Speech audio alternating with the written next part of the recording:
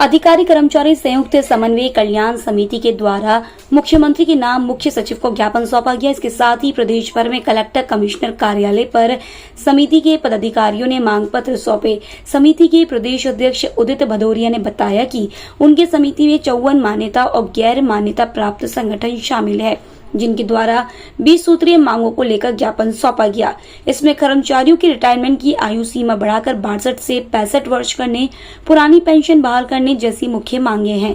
भदौरिया ने बताया कि उनकी समिति की मांगों पर प्रशासन द्वारा लगातार विचार विमर्श किया जाता है और ऐसा माना जा रहा है कि दिवाली के पूर्व कर्मचारियों की रिटायरमेंट की आयु सीमा को बढ़ाया जाएगा। जागरूक अधिकारी कर्मचारी समन्वय समिति का प्रदेश अध्यक्ष 54 प्रदेश के संगठन हमारे साथ है। ज्ञापन जो सौंपा है 20 सूत्री 26 अगस्त को, उसमें मुख्य मांग थी पुरानी पेंशन बहाली, और वो भी चुनावी वर्ष में माननीय हमारे मुख्यमंत्री महोदय जरूर मानेंगे इस मांग को।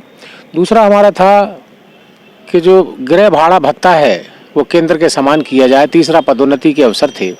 चौथा केंद्र के समान ही जो सेवानिवृत्त कर्मचारी हैं उनका डीए बराबर 38% किया जाए।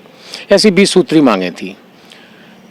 और सबसे बड़ी बात यह है मांग पत्र में कि माननीय मुख्यमंत्री महोदय हमारी समिति की हर मांग को संज्ञान में लेते हैं। अब ये हमें नहीं मालूम क्यों लेते हैं, लेकिन सबसे बड़ा संगठन है, इसको वो तवज्जो भी देते हैं। दूसरा, हम लोग शालीनता की भाषा में माननीय मुख्यमंत्री महोदय को ज्ञापन के माध्यम से अपनी बात पहुंचाते हैं। दिवाली से पहले 65 साल की रिटायरमेंट एज की मांग की है, शायद 1 वर्ष बढ़ाएंगे, दिवाली का तोहफा देंगे।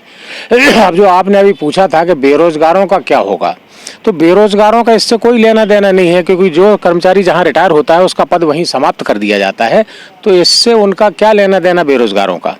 बेरोजगारों का जब भर्ती करते हो आप तो नए पदों का सृजन करते हो, ये रिटायर वाले पदों पे भर्ती नहीं करते, ये तो पद वहीं समाप्त हो जाता है, जैसे रिटायर हुआ पद समाप्त हो गया। तो एक भ्रांति फैली है कि बेरोजगारों का क्या होगा।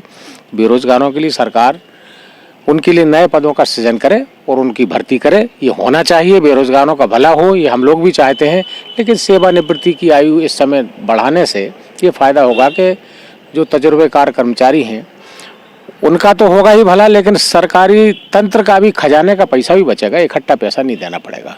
माननीय मुख्यमंत्री महोदय से आपके चैनल के माध्यम से हम निवेदन करते हैं कि 20 सूत्री मांगों में आपने अधिकांश मांगों पर सकारात्मक रुख अपनाया है।